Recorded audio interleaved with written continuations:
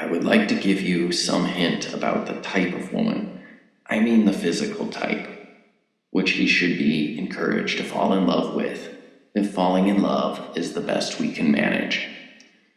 In a rough and ready way, of course, this question is decided for us by spirits far deeper down in the lower hierarchy than you and I.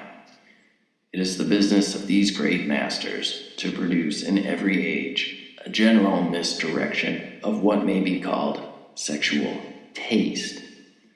This they do by working through the small circle of popular artists, dressmakers, actresses, and advertisers who determine the fashionable type. The aim is to guide each sex away from those members of the other with whom spiritually helpful, happy, and fertile marriages are most likely. Thus we have now, for many centuries, triumphed over nature to the extent of making certain secondary characteristics of the male, such as the beard, disagreeable to nearly all females, and there is more in that than you might suppose.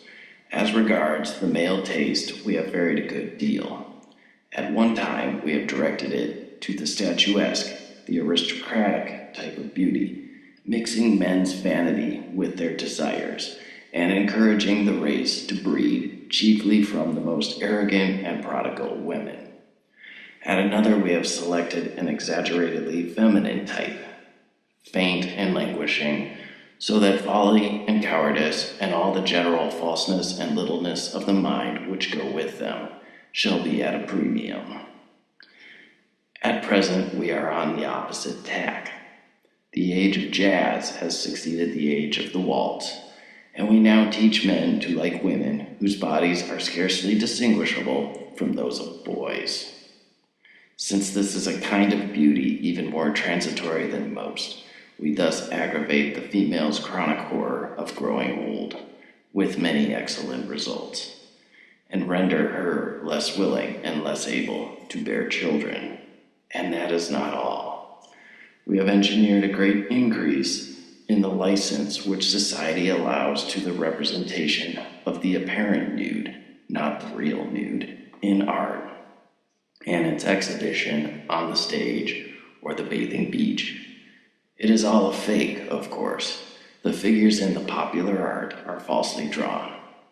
The real women in bathing suits or tights are actually pinched in and propped up to make them appear firmer and more slender and more boyish than nature allows a full-grown woman to be.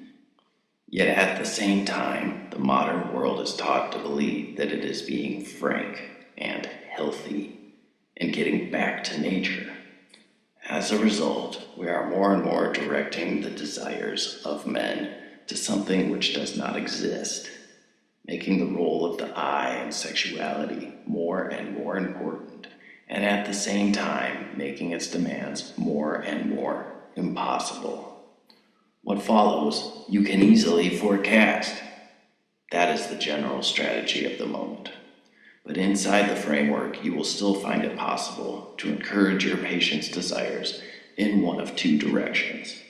You will find, if you look carefully into any human's heart, that he is haunted by at least two imaginary women, a terrestrial and an infernal Venus, and that his desire differs qualitatively according to its object.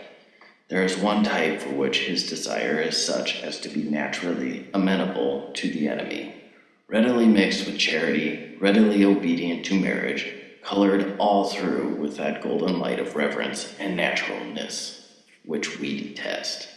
There is another type which he desires brutally, and desires to desire brutally, a type best used to draw him away from marriage altogether, but which even within marriage he would tend to treat as a slave, an idol, or an accomplice. His love for the first might involve what the enemy calls evil, but only accidentally.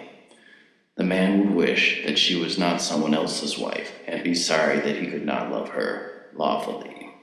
But in the second type, the felt evil is what he wants. It is that tang in the flavor which he is after. In the face, it is the visible animality or sulkiness or craft or cruelty, which he likes, and in the body, something quite different from what he ordinarily calls beauty, something he may even in a sane hour describe as ugliness, but which, by our art, can be made to play on the raw nerve of his private obsession. The real use of the infernal Venus is, no doubt, as prostitute or mistress.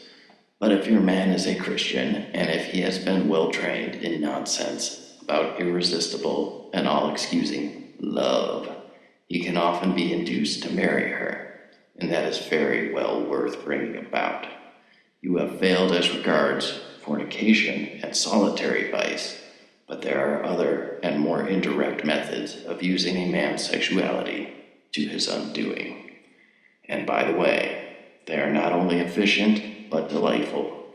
The unhappiness produced is of a very lasting and exquisite kind. Your affectionate uncle, Screwtape.